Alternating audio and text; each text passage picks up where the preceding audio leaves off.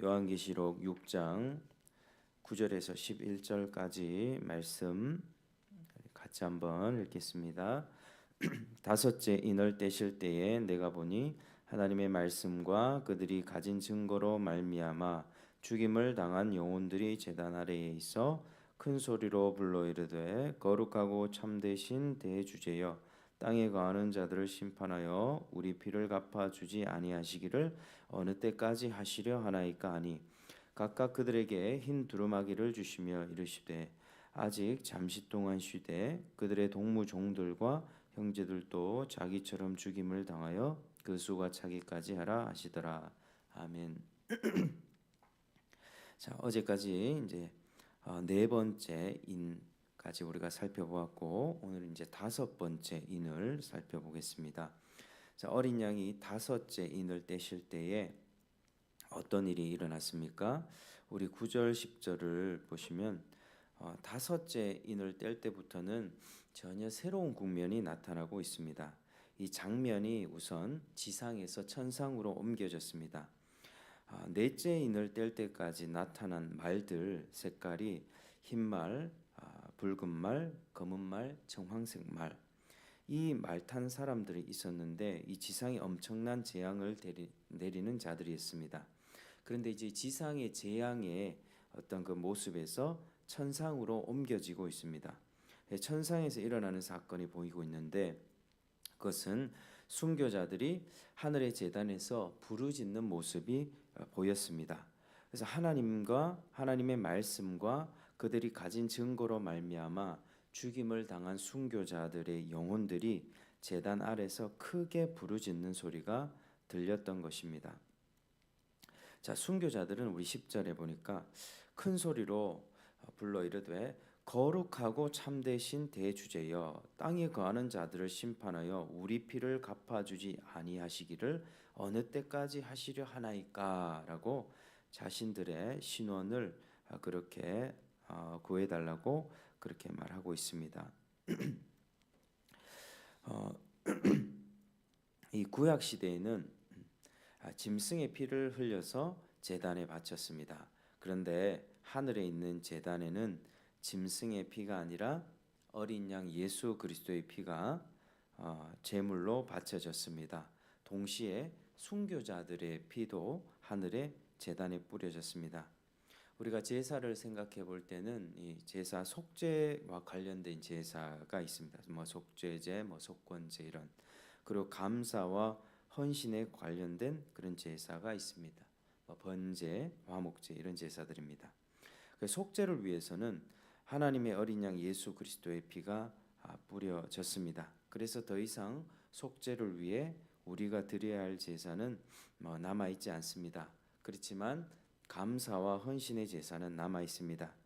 구속받은 성도들이 하나님께 드려야 할 제사는 이 땅에서 자기 몸을 산 제사로 드리는 것입니다. 또 주와 복음을 위하여 자기 목숨까지 드리는 순교의 제사입니다. 바울도 자신이 순교할 것을 가리켜 자기 목숨을 전제로 바친다라고 표현하기도 했습니다. 자, 그런데 본문에 나오는 영혼들은 죽임을 당한 사람들의 영혼이었습니다. 이제 순교자들의 영혼이었죠. 저들은 하나님의 말씀과 저희의 가진 증거로 인하여 순교의 피를 흘린 자들이었습니다.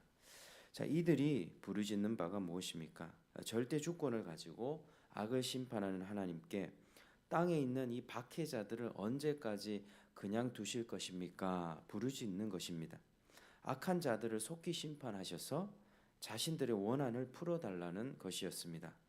이는 단순히 자신들의 개인적인 원수를 갚아달라는 의미가 아닙니다. 하나님의 공의가 속히 시행되게 해달라는 것이었습니다. 세상의 죄악을 심판하시고 하나님이 계획한 그 나라를 속히 이루어 주십시오라고 하는 기도입니다. 그래야 지상에서 박해받고 있는 성도들이 승리를 얻고 더 이상 고통 가운데 있지 않게 되는 것입니다. 그래서 심판을 재촉하고 순교자들의 부르짖는 기도에 대해서 하나님께서는 어떻게 응답을 하십니까? 우리 11절 보니까 각각 그들에게 흰 두루마기를 주시며 이르시되 아직 잠시 동안 쉬되 그들의 동무종들과 형제들도 자기처럼 죽임을 당하여 그 수가 차기까지 하라. 이런 답을 주셨습니다. 하나님이 흰 두루마기를 주셨는데 흰색은 순결과 승리와 영광을 상징합니다. 흰 두루마기는 예수 그리스도께서 주신 의를 더럽히지 않는 자들에게 순결의 증거로 주시는 것입니다.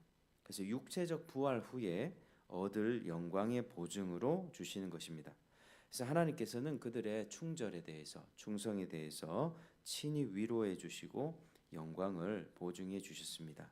그리고 아직 잠시 동안 쉬되 저희 동무종들과 형제들도 자기처럼 죽임을 받아 그 수가 차기까지라고 했습니다. 그들처럼 순교당할 자들의 수가 다 차기까지 잠시 동안만 기다리라고 하셨습니다. 순교하기로 작정된 자들의 수가 다 찬 후에야 심판을 하시겠다는 것입니다. 그때 순교자들의 억울한 죽음을 신원하여 주시겠다는 말씀입니다. 그래서 우리가 이 말씀을 보면 참 잔인한 말 같지만 성숙한 그리스도인에게는 참 복된 말입니다. 하나님의 섭리에 따라 주님을 위해 고난받는 순교자의 수가 차기까지 이 최종 심판이 유보되어 있다는 것입니다.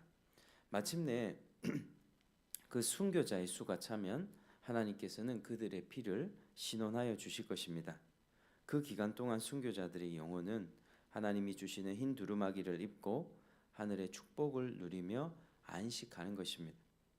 자, 이런 모습들을 우리가 지금 천상에서 일어나는 그런 모습인데, 그럼 지상에서는 어떤 의미가 되겠습니까?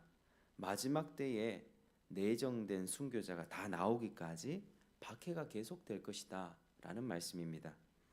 과거에 사도 시대에도 로마 황제로부터 큰 박해가 있었습니다. 그리고 1, 2차 세계 대전 때에도 독재자들로부터 큰 박해가 있었고 그때마다 수많은 순교자들이 나왔습니다. 우리나라에도 조선 시대 그리고 일제 시대 공산주의 치하에 큰 박해가 있었고 그로 인해 많은 순교자들이 나왔습니다. 그래서 우리가 지금은 역사상 찾아볼 수 없는 그런 평화의 시기를 사실 우리가 지금 살고 있는데요. 제가 한국의 근현대사, 조선 이후에 선교사들의 그런 역사들, 우리나라가 건국되는 이 과정들을 제가 좀 공부를 하고 있습니다. 그리고 올해는 한국 근현대사와 기독교 선교사들의 이야기도 좀 설교나 강의로 좀 풀어내서 전해야겠다는 좀 생각이 참 많이 드는데 그런 과정을 제가 읽다 보니 일제 시대에도 일제 그 사람들이 정말로 많은 만행들을 저질렀다는 것을 볼 수 있습니다. 너무 입에 담기도 그런 어려운 그런 고문들, 고통들을 사람이 어떻게 저럴 수 있을까? 인간의 전적 부패를 그냥 머리로만 아니라 참 그런 것들을 많이 보게 됩니다. 공산주의자들도 마찬가지였습니다. 얼마나 심각하게 사람들을 죽였는지 그런 것들을 말로 담을 수 없을 정도로 끔찍한 박해들이 참 많이 있었습니다. 그게 이 땅에서 불과 80년 전, 7, 80년 전에 일어났던 그런 일들이었습니다. 그래서 우리는 마지막 때에 예정된 순교자의 남은 수를 채우기 위한 큰 박해가 있을 것이다. 우리가 이것을 생각해야 합니다. 그러므로 우리는 박해를 준비해야 됩니다. 박해의 시기에 우리가 믿음으로 잘 버틸 수 있을까? 또 우리가 생각해 보며 우리 믿음을 또 준비해야 되겠지요. 그러나 우리가 생각해야 될 것은 두려워하지 말아야 된다는 것, 또 하나님의 주권적인 섭리와 다스림을 우리가 생각해야 합니다. 순교자로 예정된 자이면 하나님께서 주시는 힘으로 순교가 가능할 것입니다. 그렇지만 순교자로 예정된 자가 아니면 아무도 죽이지 못할 것입니다. 이것은 하나님의 주권에 달린 문제입니다. 그러니까 어느 시대에나 예수 믿는 믿음을 양보하지 않고 말씀을 지키려 하면 세상 질서에 속한 자들로부터 많은 핍박이 따릅니다. 물질의 손해도 보고 감정적으로 갈등이 있고 또 미움과 소외도 당합니다. 매를 맞기도 하고 인권유린 이 북한이 굉장히 심각하죠. 그래서 우리는 지금 남한에서 대한민국에서 아주 잘 살고 있지만 북한의 우리 동포들 중에 믿는 자들은 정말 짐승 이하의 삶을 그렇게 살고 있습니다. 얼마 전에도 YTN에서 이제 북한 인권 보고서라고 하는 그런 한 3부작 되는 영상들이 있어서 조금 보기는 했었는데 정말 심각합니다. 그래서 우리는 북한의 그 공산주의 지하에서 살아가고 있는 그들의 고통, 그리고 크리스찬들이 당하는 그 우리 형제들 아닙니까? 형제들이 당하는 어려움에 대해서도 우리가 신원해 달라고 기도하며 또 선교에 동참하는 일들을 또 우리가 해야 되는 것이죠. 그런 일들이 우리 삶 가운데 있습니다. 우리 세계 곳곳에 또 북한에 또 우리 주변에서도 예수 믿었다고 가정에서 미움 당하는 일들이 있다는 것이죠. 인격적으로 모독당하고 공동체에서 축출당하기도 합니다. 예수님은 분명히 말씀하셨습니다. 마태복음 24장 9절에 그때 사람들이 너희를 환난에 넘겨주겠으며 너희를 죽이리니 너희가 내 이름 때문에 모든 민족에게 미움을 받으리라. 우리가 첫 번째부터 다섯 번째 인까지를 좀 정리해 볼 때, 이 다섯째 인까지 예수님이 재림하실 때까지 계속 일어날 일이지만 주님의 재림이 가까워지면 가까워질수록 그 강도가 심해질 사건들입니다. 이 인재앙들은 순서적으로 온다기보다는 같은 기간에 이 동시다발적으로 일어날 사건들로 보아야만 합니다. 왜냐하면 성경은 이 시간적 순서보다는 논리적 순서를 따라 기록했기 때문입니다. 다시 말하면 같은 동일한 시기에 정복 전쟁, 그러니까 흰색 말, 붉은색, 검정색, 청황색 말, 이 의미하는 것들이 다 있었죠. 정복 전쟁도 일어나고 분쟁도 일어나고 경제난, 인플레이션도 생기고 전염병도 창궐해서 많은 사람을 죽이기도 합니다. 또 많은 순교자들이 생겨날 수가 있습니다.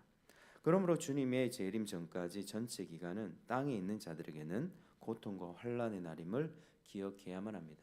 우리는 역사상 유례 없는 그런 평화의 시기를 살아서 이런 것들을 실제로 눈으로 잘 보지 못했지만 지금 또 순교자들이 여전히 세계의 방방곳곳에서는 나오고 있다는 사실을 우리가 기억해야 되는 것입니다. 그리고 우리는 주를 위해 믿음으로 말씀에 순종하며 살아야만 합니다. 믿음을 지킨 자는 천국에 가서도 주님이 눈물을 친히 닦아주시는 위로를 받고 면류관과 흰 두루마기를 받고 12보좌에 앉아 주와 함께 다스리는 그런 영광을 얻게 될 것입니다. 제가 이제 일제 치하와 공산주의 치하에서 받았던 그런 고문들의 내용들을 좀 보면서 되게 신기하게 받아들였던 부분이 하나 있는데 그 고통들은 말로 표현하기 다 어렵습니다. 이렇게 손톱 밑으로 바늘 같은 걸 찌른다든지 살아있는 사람을 그냥 얼음 기둥을 만들어 버린다든지 그런 것들이 많습니다. 그런데 고문 중에서 가장 혹독했던 고문이 무엇이었냐 하면 한 며칠 동안 밥을 먹이지 않고 쫄쫄 굶긴 다음에 그 앞에서 만찬을 차려서 식사를 하는 장면을 보여주면 그게 제일 힘든 고문이었다고 합니다. 그 고문을 통과했던 사람들이.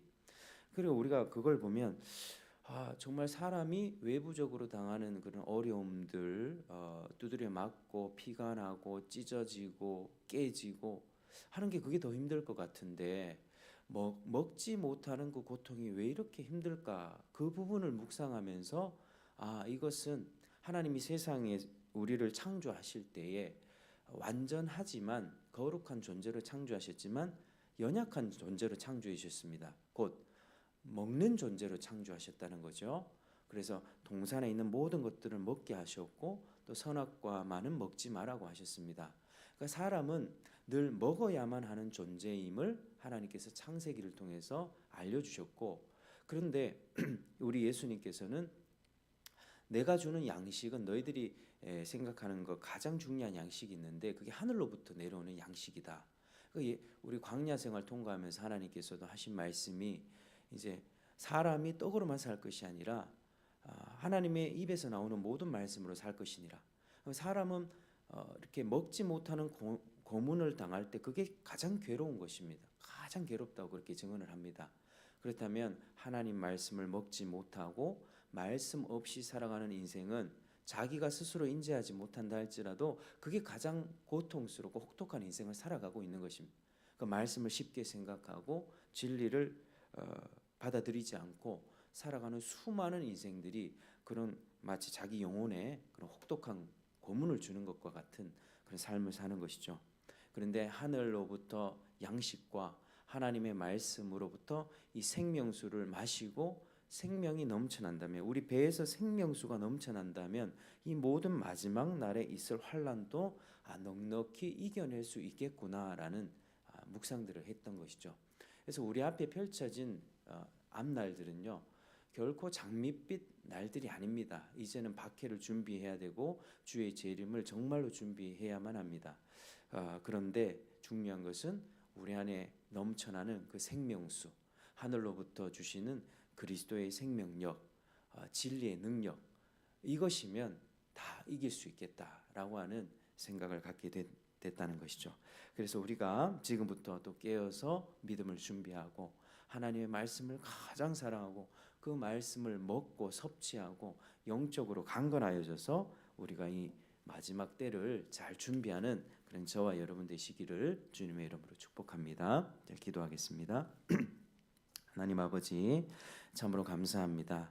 오늘 이 새벽에 우리를 깨워주시고 기도하게 하시니 감사드립니다. 하나님, 우리 앞에 펼쳐진 날들이 이제 결코 쉬운 날이 아님을, 큰 박해가 있을 것임을 우리가 알게 됩니다. 그러나 하나님, 끝까지 믿음을 지키기 원하고 하나님이 주시는 그 놀라운 생명력, 하늘로부터 주시는 그 생명수를 우리가 먹고 마시며 승리하기를 원합니다. 믿음을 준비하게 하시고 깨어있게 하시고 늘 기도하면서 성령님과 동행하며 하나님이 우리에게 복을 주시며 또 이 날을 준비하면서 살아갈 수 있도록 주님께서 은혜를 베풀어 주시옵소서. 감사하며 예수님 이름으로 기도드립니다. 아멘.